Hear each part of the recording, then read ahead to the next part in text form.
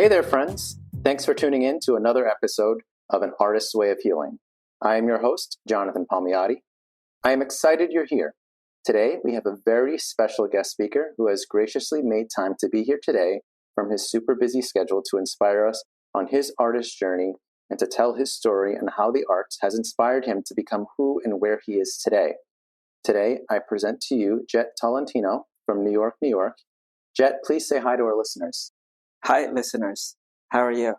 Jhett Tolentino is an entertainment producer with a decade of experience in commercial producing. Since 2012, he produced 13 Broadway and 5 off-Broadway shows in 7 years, winning 3 Tony Awards and a Grammy Award. In 2018, Jhett produced his autobiographical short documentary, Life is What You Make It.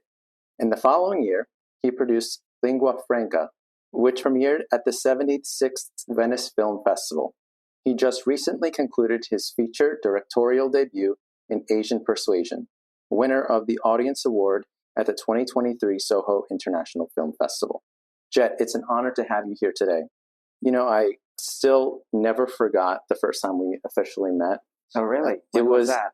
Honestly, I was kind of starstruck a little bit because I was like, oh my gosh, someone who has such a prestigious resume of different things and, you know, just inspiring other people to kind of just want to do more and be more and give those people that idea that they have the same opportunity to do things and just inspire others to be able to be go-getters and do that.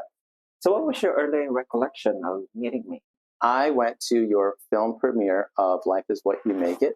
I remember seeing your film and I was just so inspired by the whole opportunity to just be there and just witness something that was beautiful, a story that you told that was beautiful about your life. Did you shed a tear? I believe I probably might have. It was honestly it was just so inspiring. I've never seen anything like that before. And, you know, I remember at the time when I actually did see it, it was a time where I was just kind of, you know, a beginner in the arts. I didn't really know arts that well. You're someone that's so humble and that's able to just give that opportunity to just listen to that person and treat them as your equal. That was just really inspiring to me. I wanted to touch upon, you know, Life is What You Make It. Like I was saying, it was an actual beautiful story that talks about your past, starting from you as a child, growing up in the Philippines, all the way up to your current life as an entertainment producer.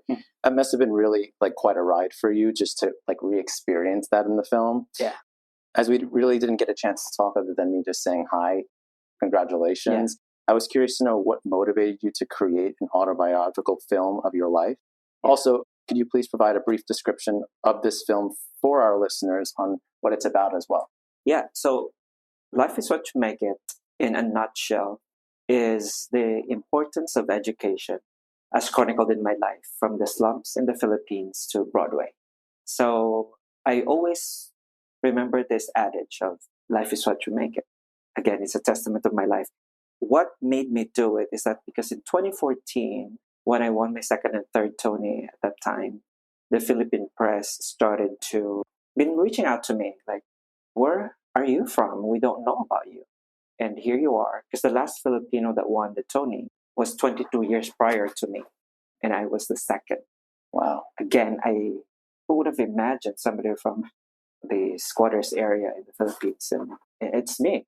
That's why there's a short clip on YouTube when it was announced that the best play was the Vanya and Sonia and Masha in Spike. Yes. I was running backwards towards the Radio City Music Hall stage.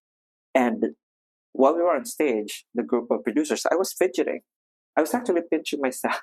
It's like, is this really true? Because Yeah. again, I keep thinking of the last Filipino that was there to receive a Tony was 22 years before. And I just could not believe it was me. But that was 2013 and 2014 when I got the second and third Tony in one night. That's when they got interested all of a sudden about my life story because I wasn't a fluke. I was not just a one-off, so to speak. Right. So I said, oh my God, I'm really getting tired of this, telling them my story gotta repeat it every outlet and all that. And then in June 2014, I met the president of Philippine Airlines in a Filipino gathering. And he told me, you know what, Jhett, I've heard about you. If you need Philippine Airlines to do anything with you, we'd love to be a partner for that, whatever it is. That was June. And I was like, And then July, August, more invitations came and was like, okay, let me see if Philippine Airlines would be okay with it. So I emailed him. I told him about, my idea of going back to the Philippines for the first time after 13 years. Because when I left the Philippines, I promised to come back only as a somebody. I was not going to go back just like me, regular, taking a vacation. I said, I have to come back as someone else. What was that like when you got off the plane? Well, that was later on, but Mr. Bautista, who's now the Secretary of Tourism in the Philippines, he said yes to my proposal. So I was like, oh my God, this is going to happen. So I put on Craigslist, my time Craigslist, looking for filmmakers. Yeah. I have no idea about filmmaking, zero. So a few filmmakers applied. I got a group from NYU, 4 of them. 3 I took to the Philippines. So we shot the documentary in 8 countries. Wow. In 3 months. And that was just like a packed schedule. Exactly. Yeah. And I wanted to trace my steps all over Asia and to finally go to Japan for the first time because it was the Japanese students from Sophia University who actually paid for my tuition from high school to college. And I never got the chance to thank them in person. So was there a moment where you just felt like, I need to do this film? Yeah, going to Asia, I had this idea of 1, of course, education is number 1 for me. 2 is the arts. Those are the 2 industries that I can relate to. So going there, I have this idea of just to shoot wherever we are, and I'll make the story at the editing room. Yeah. That was that. I could not quite get the discussion on the arts because I didn't get inside the Broadway theaters, right? Because as you know, it'll be very expensive. Everything is unionized. A lot of legal things. Exactly. So at the editing room, I decided to just focus on education. And maybe I'll figure out for the feature, and I just don't know my ending yet. For feature, I can flesh it out really from my idea for the feature film is that really from Iloilo to Broadway. That was my idea, but I didn't. This short documentary could not justify that. Right. So I focused on education. Wow. What did you get out of it? When you finished the whole experience of the film, was there something that you felt you learned? Well, a lot. Again, filmmaking. Well, just for FYI, I have an accounting degree. Okay. Right. So I'm an accountant by profession. And then I took a plunge to producing. Again, no proper education on producing. Right. So I learned on my own. And then pivoted by accident into films, and which I love because I love creating stuff. Growing up in Iloilo, I was never exposed to any form of arts. Right. Yeah. Oh, and so this was that. Yeah. So it was something new, a new experience to me. Yeah. It's exhilarating to be a part of something that lasts forever. And in the Philippines, was that the first time you actually were introduced to the arts, and in what capacity? Well, I saw Miss Saigon in the Philippines in 2000. That was Lea Salonga's last performance at the Cultural Center. So I had to fly from our province to Manila. That was the first live show I've ever seen. I was already 22, I think, at that time. And it never left me. And then I worked in Hong Kong for 2 years, and I found connections to the United States. And I took the plunge also. I actually got trained in Oakland, California. Best Buy, believe it or not, but they were absorbed by Radio Shack. And then I moved to the East Coast so I went back to mortgage when I got to tri-state area.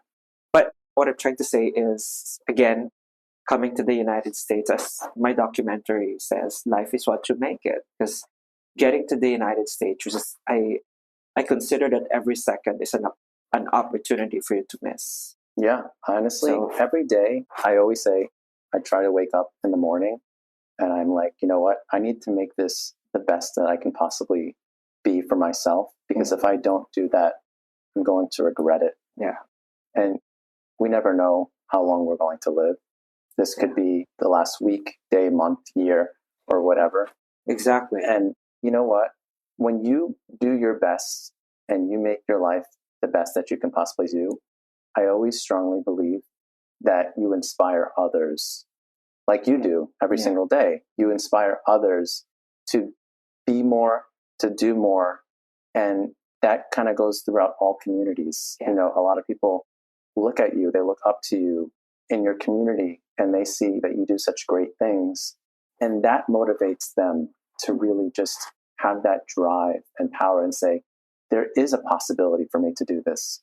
Maybe it's not going to be tomorrow, but there is going to be that opportunity for me. Again, my goal for the documentary is just to put it in a can, right? My life story up to that point in my life, and share it to the press. Whoever would want to ask me, then I'll just send them the link. That was my goal. And then I just tried to send it to my friends, like, oh my God, your story could inspire a lot of people around the world. Why don't you send it to film festivals? Yeah, it made me cry. It won Best Documentary in 11 countries. Yeah. So I was like, oh, okay. I just remember just sitting there and thinking about, like, am I doing the best that I can do? You also have credits for your film productions, Lingua Franca, Asian Persuasion, Nurse Unseen, and Relive, A Tale of an American Island Cheerleader. What was your inspiration to create those films? Yeah, I have to say, filmmaking captured the very curious side of me. Don't get me wrong, my heart still belongs to live entertainment, which is theater. Right? But as a commercial producer, the most recent projects that were pitched to me, I could not make the economic sense anymore. And I looked into filmmaking, and you just do it in a certain period of time, much less budget, and it lives on forever. Yeah. Right? So that attracted me the most. And also the power in choosing your team. And coming off again, I always represent the AAPI community. Yeah. And I always make spaces for them in everything that I do. I know So- what you mean, but just for yeah. the listeners, do you mind just prefacing what AAPI Oh, is? AAPI is Asian American and Pacific Islander. Because I know the Asian content has been, peaking in the most recent years with so many wins from the Oscars, Emmys, Globes, even Grammys. So I want to continue that. You must be very proud of all the awards you have won in your lifetime, especially your Tonys and Grammys. To recap for our listeners, in 2013, you won a Tony for Best Play for Vanya and Sonia and Masha and Spike. In 2014, you won Best Play Revival for A Raisin in the Sun and Best Musical for A Gentleman's Guide to Love and Murder. You also won a Grammy Award for the Broadway musical production of The Color Purple. Could you please describe the feeling that overcame you when you found out that you had won each of these awards? Did it spark any thoughts or make you reflect on your journey? What was going through your head? There's nothing like the first time, right? 2013. You want to talk about that? Of course. Yeah. Like when I told you I was running backwards. Yeah. Towards the stage, and I was fidgeting because all I could think about was the last Filipino that was there. Was there anybody you thought at that, like back at home? Well, of course, Lea Salonga, because she was the first and only Filipino at that point who got the Tony. Or like family or friends? Oh, family, of course, Yeah. right? That was my second thought. But firstly, I was like, I just can't believe that it was me. Mhm. Because my realization in deciding to be a Broadway producer started in 2010 when I realized that there was not one Filipino producer. Yeah. And I was like, oh, I have a finance degree. Let me try that. So, and it paid off. And again, everything that I do, I always think of where I come from. There's actually no expectation from me coming from very, very humble beginning, right? I'm not expected to achieve anything, which I like because again, I did not graduate with honors. I did not go to an Ivy League school. So I was always in the middle of the class. So I like that. But then everything that I do is for them. Yeah. Like even our city mayor, they honored me in a mall when I went back home. Right, you saw that in the documentary, because I put our city all over the map. Wherever I won in Australia, in India, in Costa Rica, in Venezuela, in Germany, in Taiwan, Russia. 11, I can't count the other countries, but it was 11 that won Best Documentary. So I brought with me my town. When I look at my hardware, I call them hardware accolades, I think of them as responsibility. Responsibility in moving forward and making spaces for my AAPI community. And I take that very seriously. I don't sit in my lawyers because those hardwares, they're my past. I've already done the work. I appreciate that they were recognized. But to me, I take on the responsibility to make sure that I bring other people with me across. That's the meaning of my achievements. Did you feel like you had like some sort of weight like on your shoulders when you... No, I don't think that way. Even up to now, I'm uber excited in where I could take the Asian artist next to. You said you don't take the pressure, but like from then, did you feel like something has changed? Like at first, it was a little tough. I had so many realizations. Again, early on, it was like, why me? Right? I am not really fond of the limelight. I'm happy to be behind the scenes. Yeah. But I guess it comes in the territory. Like everywhere I go now, especially in the Filipino community, there's a certain recognition, right? And then an outreach to do something. People will give me their demos, their scripts, and all that. So I pick and choose, of course, and I give advices to those who are open to it. Right. My realization is that I can be a conduit. Again, I don't know why I've worked. The very first superstar I worked with was Ricky Martin, right? And then Harry Connick Jr. My first Tony was with Sigourney Weaver. My second Tony was with Denzel Washington, right? And then there was Oprah and Jennifer Hudson and Cynthia Erivo for The Color Purple. I was like, what am I going to do with all these connections? Do I explore more? Again, what screams to me is the opportunity to take my community further. So that's why I'm embracing to be the conduit of this. Yeah, and just to kind of bring it forward in like a healing perspective because of our purpose of our podcast, I'm just curious to know, with the Asian American community that you have been a conduit to, has anyone brought something forward, you've reviewed it, and they felt like this is something that I really needed because they were on a journey to kind of discover themselves and to be able to be seen? Did you ever, is there a specific moment? I know that there probably is a lot of moments, but is there any like that come to mind that you could tell like that story? You don't have to name names. I was just curious about. I'm happy to name names. Isabel Sandoval. I dropped everything that I was doing in Broadway in 2017 when I read her script, Lingua Franca. Lingua Franca at that time was supposed to be the first, well, it still is, first film written, directed by a trans woman. And of course, I had to produce the film, and not just she wrote and directed it, she also acted in it, she produced it with me, and she edited it. Wow. She's like a quintuple threat. She graduated summa cum laude in another province in the Philippines, and she got her master's at NYU Stern School of Business. That's a lot. Yeah, and she didn't go to film school either. But the voice, when you read her script, her writing is so brilliant. So I decided to, again, make space for her.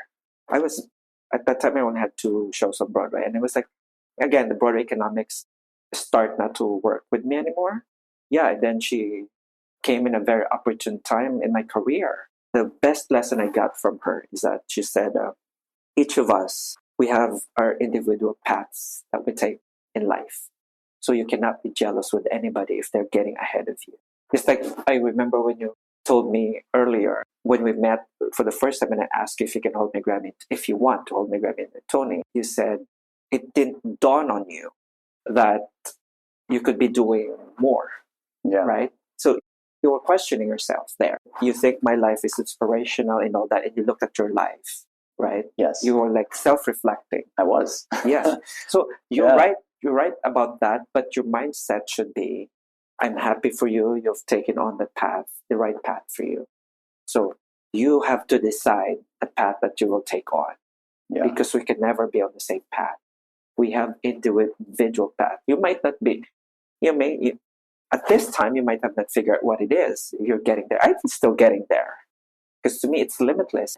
Going back to the adage, life is what you make it. So that's that. My biggest, I put Isabel Sandoval as my influential in my career. When I heard her say that, I had to reflect also the trajectory of my career. Where am I taking it? It's not that I was jealous with anybody. It's just like, sometimes I'm questioning, why can't I maintain an assistant? Because I'm very specific in the things that I do. And you get accepted. You cannot fight with what you are and who you are. You have to embrace it. Yeah, exactly. And be happy with the people that you choose to collaborate with. 100%. Yeah, because that makes you gotta decide on your flock. Yeah, I agree. And I feel like, you know what? Everybody has their specific path in their life, and what they choose to make of it. Life is what you make it. Wow. Yeah, that's cute. Too cheesy, right? Too cheesy, but yeah. But true. I guess I'm just curious to know, like, how she felt after you gave the opportunity. Yeah. Was there some sort of like, you gave me this opportunity to be seen, and this is something I'm not used to. Thank you. Yeah. To this day, she's so grateful, right? Because sort of I launched her career in the United States, right? If I did not take on the project, it could have been produced by someone else, right? We don't know. There's no way of knowing. But she is grateful that I took her on. And now she's an Oscar voter. Other example is Leslie Adam Jr. Okay, yeah. Yeah. So I met Leslie in a bar. He's just starting out on Broadway. And then I saw him, I was like, this guy has something. So I introduced myself. We stayed in touch. And then he invited me to Leap of Faith, the special presentation. After that, he said, Jhett, I want to do my demo album. I was like, okay, so what do you want from me? He said, well, I'm looking for a producer. I said, okay, done. Because I think he had 6 or 7 original songs that he wrote already. Right. Yeah. So I was one of the producers of the album. He invited me to Hamilton and to his dressing room. And it was like, Jhett, remember this, you're a VIP for life. That's awesome. Yeah, you're a VIP for life. So again, yes, I gave money to produce. I didn't expect anything in return. I wanted to help him out. Right. And I didn't know it's going anywhere, but the album was fantastic. So that was the very first album that I got the producing credit on. Wow. Leslie Adam Jr. And so, right? And now he has a Grammy, an Oscar nomination. It's like, oh, I know that guy. I helped him. And I'm sure that you guys are probably good friends now. And well, he's been busy with Hollywood. When I see him and I would just text and just say congratulations. And I didn't get to see his last show on Broadway because I was in Asia. Right. But friendship doesn't mean that you got to see each other. No, all the time. No.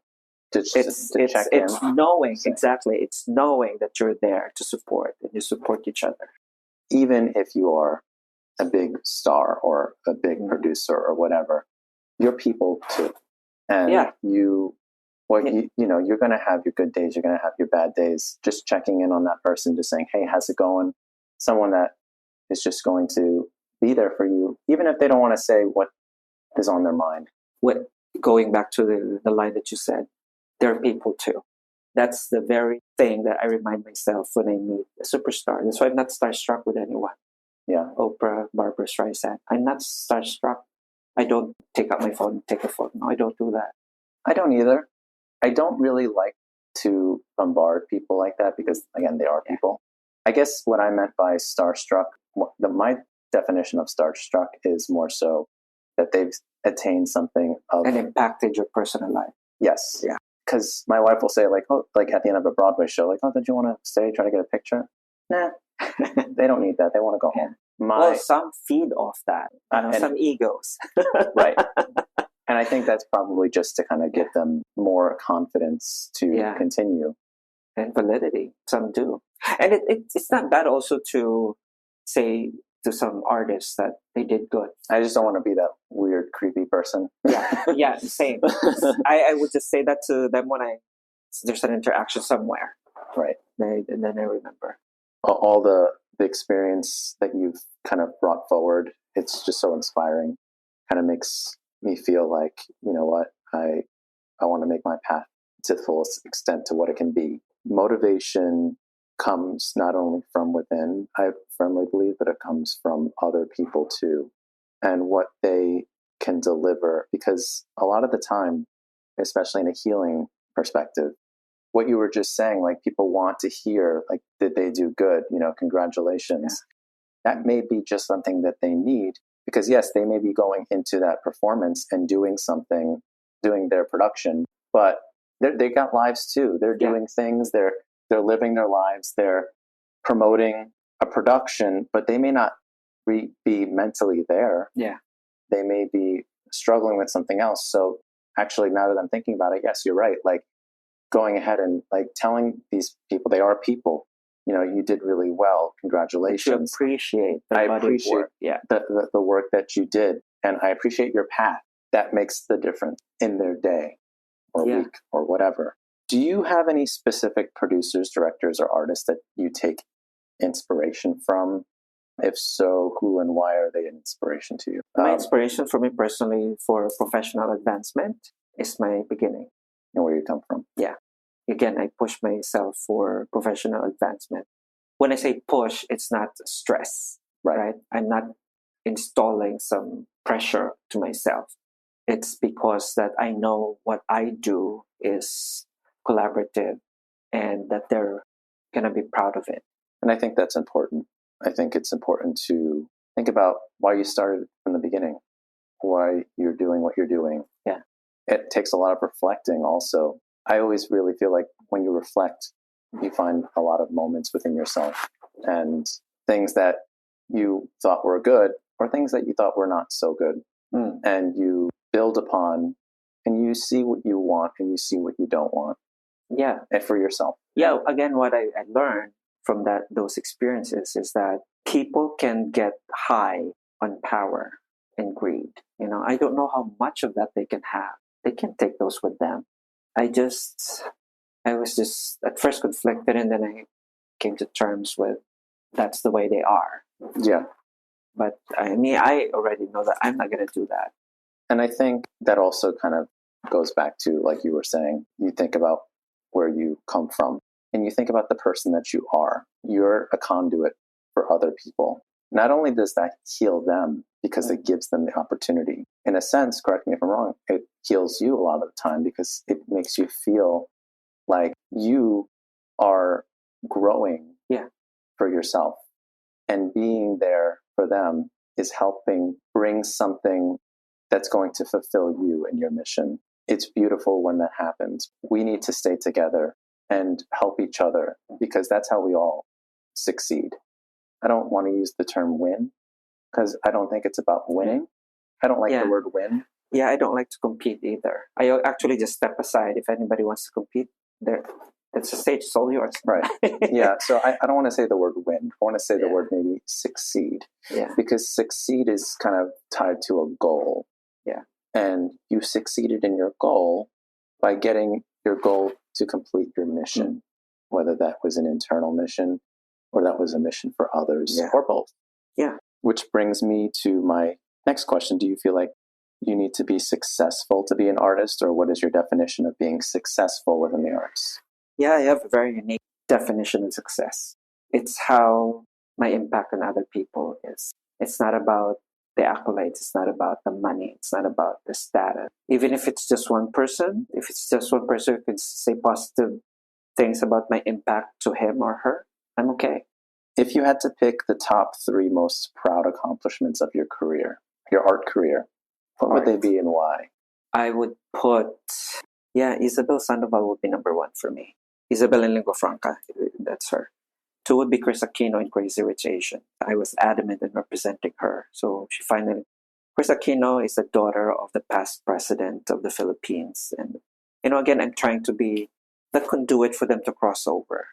So I really fought hard for her role as Princess in Pan in Crazy Rich Asians. That's why she had this press release in the Philippines saying, "Thank you, Jhett Tolentino, for opening the Hollywood doors for me." I would say third would be a tie between Leslie Odom Jr. and Isabella Merced.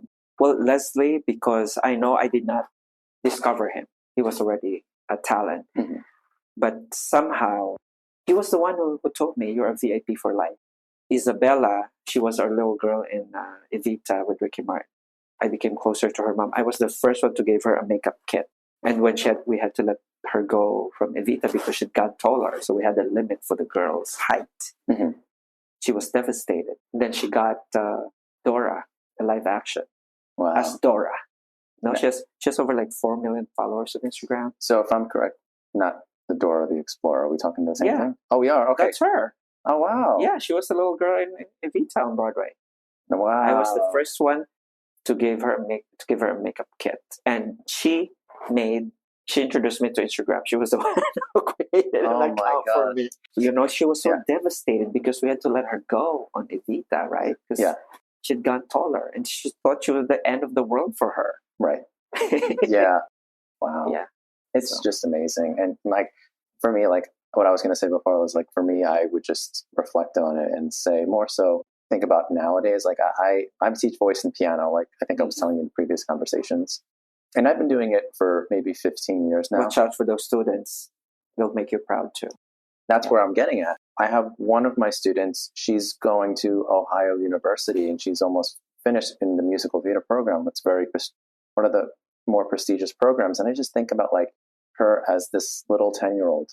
And I'm just so proud of her. It's more so in the sense that she committed herself to continue in the arts and doing what she loves to this day. Yeah. And inspiring other people to do the same thing every single day. You're an integral part of her development. Yeah. Yeah. And then I also think about the little kids that I start teaching now that are about 8, 9 years old in piano or voice. And I see some of these kids walk in and they're really quiet. They don't have like a lot of confidence. I can tell when they walk in. And then a few months later, I just see them open up. They get on stage and they do these pieces and I'm just so blown away because they're just a completely different person. That's what arts does to people. It gives opportunities and provides those that don't have it. And in my eyes, that's like a healing thing for them, even though they may not realize it now. And I tell them, like, listen, I don't do much for you. I get there. I just teach you what you've got to learn to do this.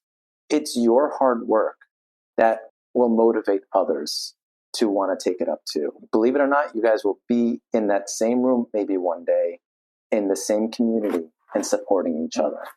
And that's how I always think about it. The next Billy Joel might come out from your class. Well, we'll see. I mean, I don't know if I'm like the best teacher. I would. You don't know, yeah. Yeah. Just give it 20 more years, 25 more years.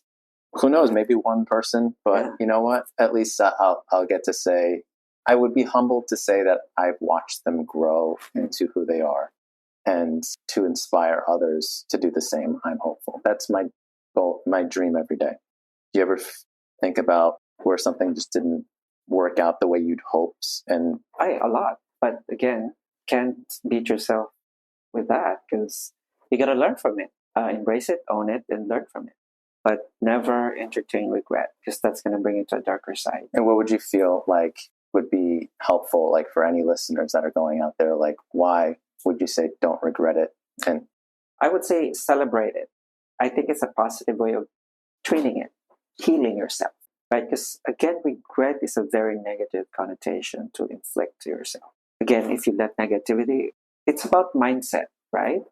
If you say it's hard, it's going to be hard, right? You're like manifesting already to the universe that, I can't do it. Yeah, then you can't. You're already limiting yourself. Was this something that you always thought, like, no, never regret? Like, I remember coming to my early career on Broadway, like the only Asian in a boardroom, and we're talking about multi-million-dollar projects, Broadway shows, right? And I would look around, oh, wow, I'm the only Asian here, right? I don't look at the color of my skin. I think like, oh, they're here for the very same reason as I am, to learn, to collaborate, and to create. See, I took out the negativity that I could infuse to myself. It's a mindset. And I think it's a How do you, what's your process, or was there a process, or is there a process in regards to how people that are listening today would be able to kind of think the same way to help them? focus, right? Stay focused. Do not entertain the white noise around you. Yeah. That has been my MO, call it. When I attach myself to a project, I make sure that that's going to happen because my credibility is at stake. And of course, before I would say yes to that, it already passed my standards. I only have 3 non-negotiables. It has to be original. It has commercial value. Because I'm a commercial producer, I prefer to give back my investors' money. And it has to be critically acclaimed that I can see it. I would say I'm past the passion projects. I've done that. I'm not going to do that again. Professional advancement has to be pushing, not in a negative way, but taking yourself into higher or bigger things, like 10% bigger than the last one. Yeah. Right? Slowly To grow. You can start by just daily tasks. Yeah. My only exercise is 10,000 steps a day. I don't go to the gym. This is crazy for Asians. So I don't know if you've met an Asian who doesn't eat rice. That's me. 21 years. Oh, interesting. Yeah. I love rice. No rice. I had it the other day. 21 years.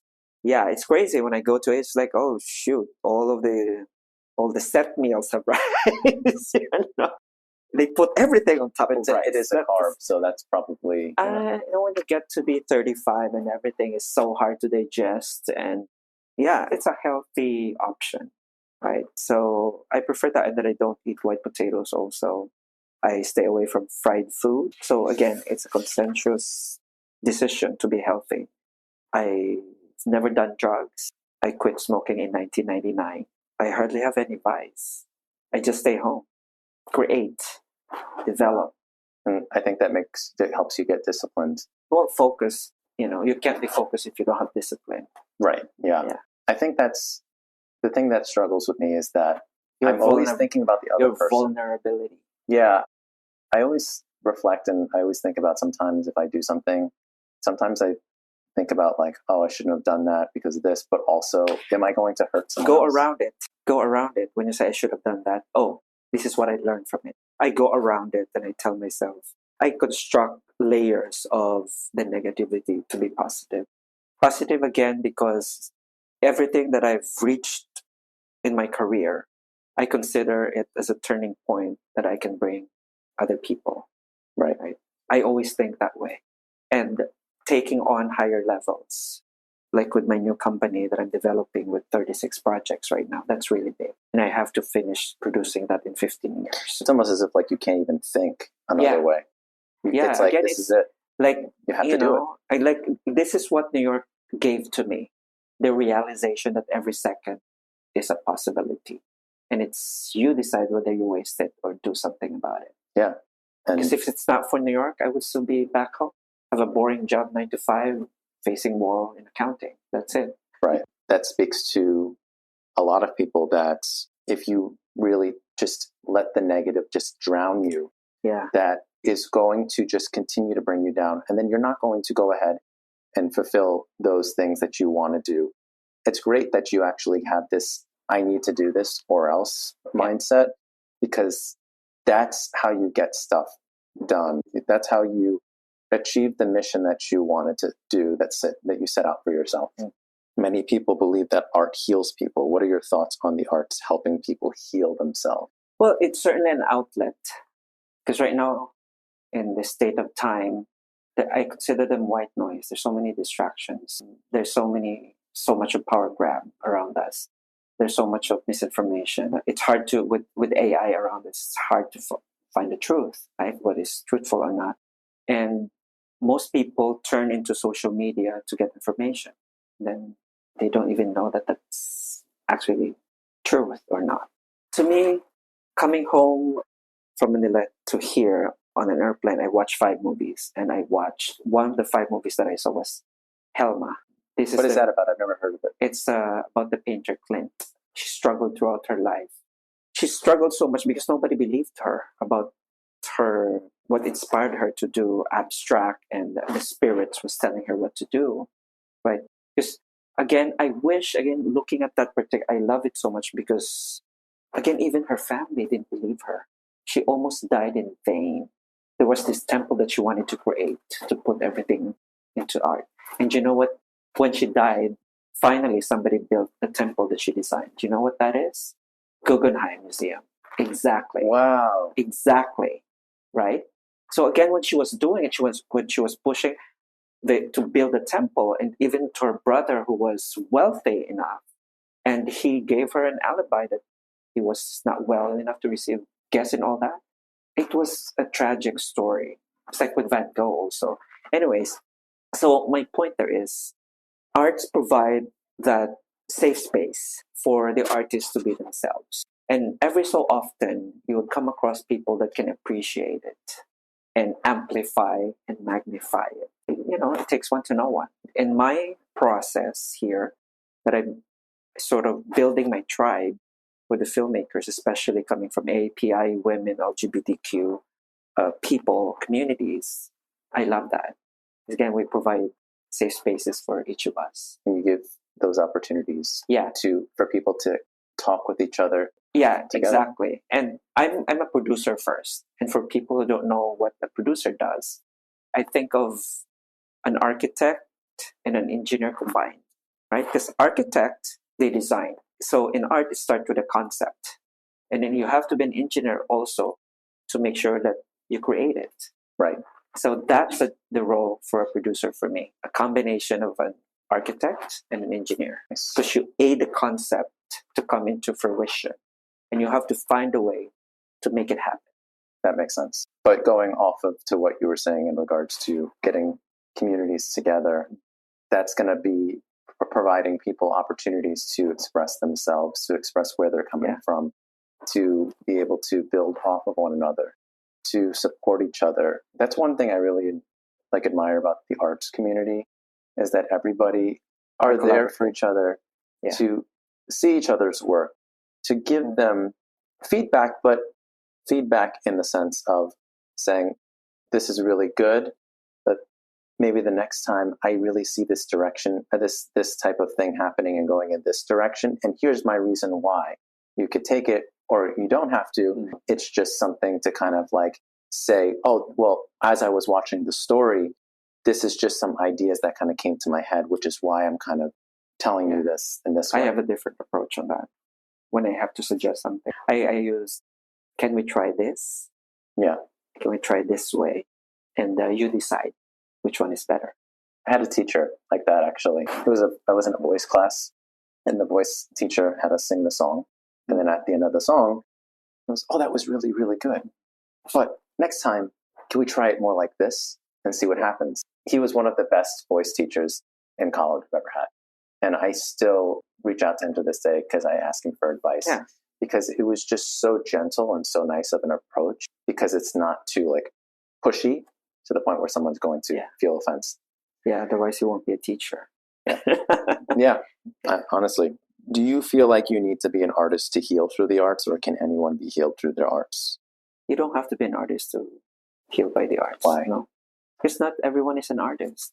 You know, I think of people who are in corporate world, where I came from. They can interact with arts, right, and appreciate them, and they have their own interpretation. That doesn't mean that they're artists. How do you feel like someone that's not an artist can use the arts to heal themselves? I know some people who are like that. Mostly celebrities that I know, when they deflate and escape, they actually would put it, well, maybe it's a form of art, they put in incognito and go to museums and go to places where art is very prominent. They appreciate it. Yes. There are also people in the corporate world, you know, jokingly, they would tell me, it's okay, you stay there. I'll earn the money and I'll finance you. So it works out. All right. Well, so one of the things that art does to us is it provides opportunities for growth, healing, inspiration, and love. It helps friendships develop. It provides friendly social atmospheres and gives people a purpose in their life. It does much more than that too. In fact, it could be said that a lot of people rely on their art to get through life, whether that be getting through a rough day, week, month, or even year. The arts allow some people to give themselves another chance at life when life has not been kind to them, and they feel like giving up. These individuals use the arts as a healing mechanism to cope and escape from issues that are happening within their own lives. Which brings me to another question. Could you name a time where you have struggled immensely, and how has your art helped heal you and guide you to a brighter future? I remember I started on Broadway as an audience member, 2004, when I moved to New York. And again, nothing, and wasn't exposed to any form of art back home. I love the process of when I come in, lights out, I get entertained, I laugh, I cried. Every so often, I can find a character on stage I can relate to. And it always reminds me of an instance in my life or someone that I know, and would give me a quick realization. Oh, did I do it right? Did I react properly? I should have done it this way, not the negative way. So that was my healing process. It's like being alone in the United States without having friends or family.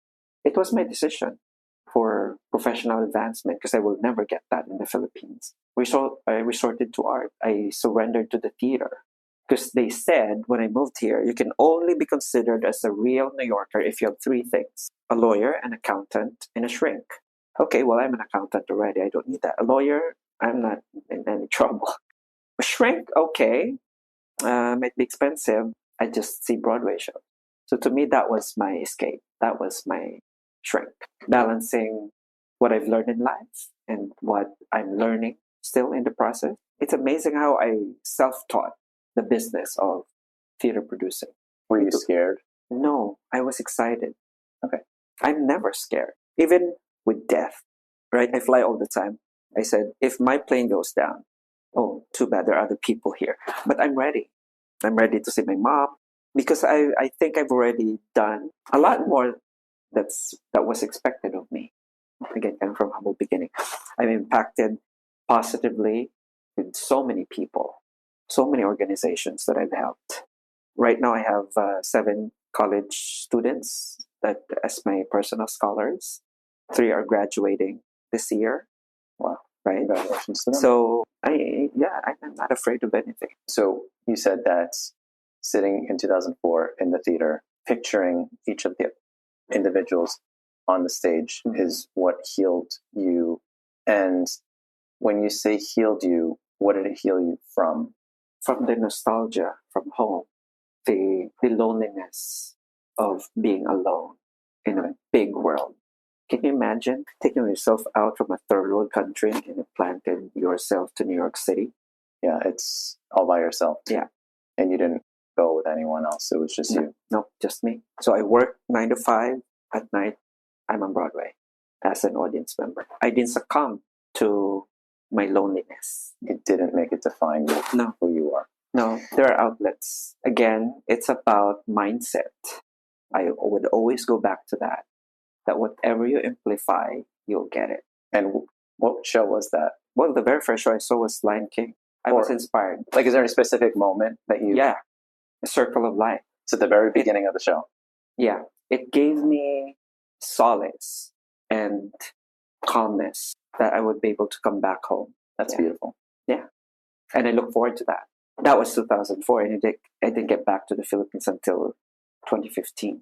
And then I can just imagine, it's like, okay, the next time I'm back home, I'm going to go back as somebody. In this career, in this art career, and I'm going to share this with my community at home. It's beautiful. Have you ever received like an email, text, phone call notification from someone who felt like you helped heal them at an instance where they were down on their luck? Yeah. And going through like a tough time, something that like just said, oh my God, like Jhett, you really just, you made me feel heard or seen or something. Yeah, it's every so often. I'm guilty with this. I have over 3,000 message requests that I have not read because it's a lot. But I know I would just see what they're about. It's mostly just thanking me for creating and bringing like lingua franca. Asian persuasion was very impactful to a lot of people. Like especially with Dante Basco and Paulo Montalban. Growing up, they've been in the business for over 30 years. They're often are against each other in auditions. They've never worked together. So Asian Persuasion was the very first time, and finally got to work together. Asian Wow. Persuasion is representing 21 Asian countries. And it gives that representation Yeah. that you were mentioning before, the AAPI. And just like one night, Chinatown came all day. I was like, oh my God, who's watching over Chinatown? You're all here. Yeah, because they're inspired and Yeah. they're motivated. Yeah. You motivated them. You gave them Well, that's it. that Again, channel, that conduit. providing opportunities for people. That's it. And that's healing them. That's giving them promise. And I was specific in hiring my department heads, women, Asian, 10 of them. Yeah. And to this day, they're like, we can't believe that we got that because we've been in the industry, filmmaking industry, for over 10 years. They're always the assistant. Nobody gave them the deciding hat. Yeah. Because they're women in Asia. That happened in Asian Persuasion. And I'm sure that helped them motivate them to say, you know what, there is opportunity for me. And that healed them, probably, to feel that they were finally included in something where they felt like they were I don't know, I can understand or see the point of that person. And I think that's, like I said before, that's so important. We're America, we're a melting pot. We should all stick together. We should give opportunities to all people. And you made that happen for them. And that's something they're going to take for the rest of their life. Yeah. If you were to go back in time, what would you tell your younger self when you were looking for healing through the arts? Would you have said something that might have been helpful for your journey? And then what would you tell a future up-and-coming artist who is looking for a way to navigate the arts and to find healing simultaneously? So that could be like a two question. All right, me, younger self, I would just say buckle up. It's a pretty exciting ride up ahead. I'm not going to give any clues as to whatever because I don't want to anticipate the future. I want my younger self to discover every step of the way. Can I say something to that? Because I think it was Matthew McConaughey that said this, and it was in a video. What did he say? He said he's always trying to place his goals of where he wants to be 10 years ahead. Oh, and so I do more than that. Okay, so the reason why he said that is because he wants to make it believe that he never actually achieved his goals. His goal is always 10 years ahead. Oh. So that always gives him the opportunity to say that I'm never going to settle. I do 20 years. Maybe when I'm 70, I'll do 5 years. It's not the close. Yeah, but I think you're onto something then, because if you actually think about that, what you're saying is... It keeps me focused. Yeah, you just made me think about that. That's why I interrupted you, but I just wanted to share that. Yeah, and for the younger artists, again, going back to the biggest lesson that I appreciate the most from Isabel Sandoval is that we have our own individual paths to take. It's okay to identify your tribe while you're young. You can go on the same direction together, but you can never be on the same path. And you have to find what distinct about you. I don't like copying or mimicking anyone because those are taken. How would you help someone that's trying to find what's distinct about them? Well, they gotta have to sit down and talk to themselves first. Reflect. Yeah, self-reflection and identify your strengths and your weaknesses. Yeah, you can't just come out and say, oh, I'm going to be Mariah Carey. She's still there. Yeah. She's still getting $93 million a year for that very famous Christmas song. Can't beat that. It's taken. Get your own space. Right. Be you, because that's what's going to inspire others to notice. I mean, it's been said too many times, but it's the truth. Stay authentic. And Divine actually amplified it last night at the Oscars.